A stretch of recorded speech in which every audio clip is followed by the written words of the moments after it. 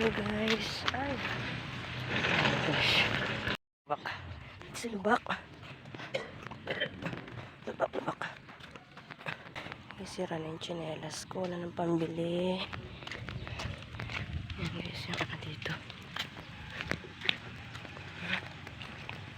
Ito yung shortcut na papunta sa palengke.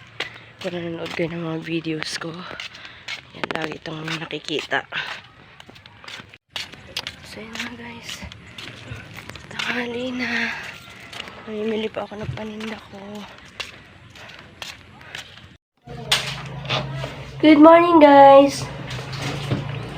Hello Philippines! Hello world! Today is Tuesday, September 19. Good. Tomorrow is 20. So alam na this, bayaran na naman ng laptop. Mag-isang taon pa lang yun sa December. So nakaka-11 months pa lang kami ngayon ng hulog. 11 months pa lang. So in today's video guys, magluluto tayo ng lumpiang toge. Kaunahing sangkap natin ang isa't kalahating toge. Mungo sprout.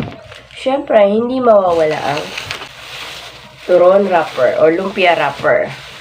Lumpia wrapper kasi lumpia toge ang ating luluto. Ayan, bumili ako ng 3 large at 3 small. I mean, 3 tandaan ng small, ay medium, rather. Yan. At 3 tandaan ng large. Ang ganda yung nakuha ko ayan. 3 siya. Tingnan natin kung ilan ang magagawa sa isa't kalahating toge. Ayan. Bibigyan ko kayo ng idea mamaya. Tapos, 20 pesos na. Magigit na kasi ganito. Ganito na. Kaysa bumili ako ng 80 pesos sa isang kilo. Bibili ako ng 1/4 niyan. Parang isang peraso lang ito. Marami na. Tapos, singkamas, 12 lang. Binigay lang sa akin ng 60 ang kilo. Pero, tapos, isang patok na plastic para sa ating suka. Siyempre sa suka, gagamit tayo ng anong amoy? Pipino. Pangpasarap yan. Tapos, sibuyas. Hindi ako nagsisibuyas sa niluluto ko, pero magsisibuyas ako sa aking suka. Gagawin sa sukang sa lumpiang toge. Ayan. Tapos ito. Masarap ito pag ito ang ginamit nyo sa paggisa ng toge. Ginitika. Ayun. So, magpiprepare na tayo, guys. Magpiprepare na tayo. Lalagay ko dito sa description box ang lahat ng sangkap. Tapos, ilalagay ko rin doon yung kung magkano ang tinubo at ilang piraso ang magagawa sa isa't kalahati na toge. Okay, let's go, guys. Ayan. Marami akong ganito, guys. Kasi nga, ginagamit ko sa pag-cover ng aming leftover food. Para hindi tayo madapuan ng langaw, ng mabait na daga, at ng mga ipis sa bungat. Kaya marami akong ganito. So, let's go guys. Let's watch this na. Kaya kayo guys kung saan nakasandal yung aking yung cellphone. Kasi yung stand ng cellphone ko na ito ay pangatlong stand na. Yung una yung binigay ng aking co-vlogger, new YouTuber din. Tapos, yun, nung nasira yun, nag-order ako sa Shopee ng tripod. So, after a year, nasira siya. Tapos, parang bet ko lang bumili ng bagong stand na cellphone. Bumili ako yung tig 100. At yun isang araw na putol, guys. So, yan. Pasensya na kayo, guys, kung kalahati lang ng aking katawan yung nakikita nyo. Dahil nga kung saan ko na lang siya sinasandal. Maybe next time, kapag order tayo. At maganda-ganda yung kuha ng ating video. So, let's wash the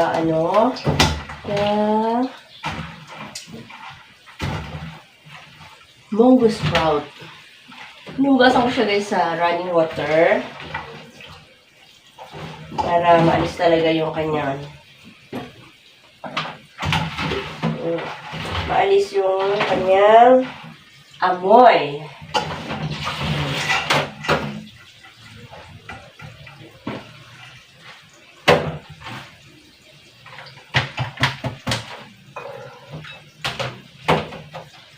To the rabadabango, rabadabango. Ay, nako. Hugasan ko na yun, guys. Kumain na natin ang ating kamote. Subukan nyo, guys. Ang kamote. Laman ng kamote at saka singkamas. Ang sarap sa toge.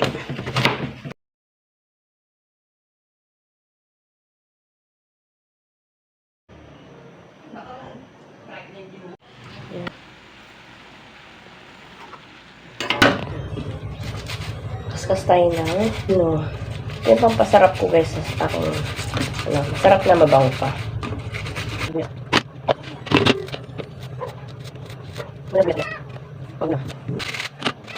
Dagan natin, guys, suka. Yan na ang ating suka.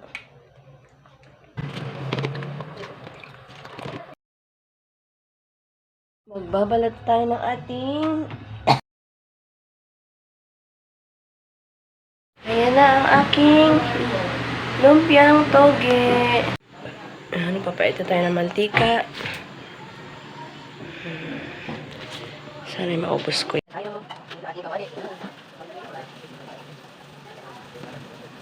Ayan.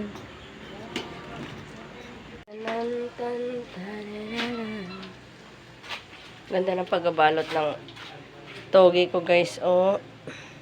Hindi siya sabog-sabog. Lasa lang. Last but not the least. Ganda ng pag...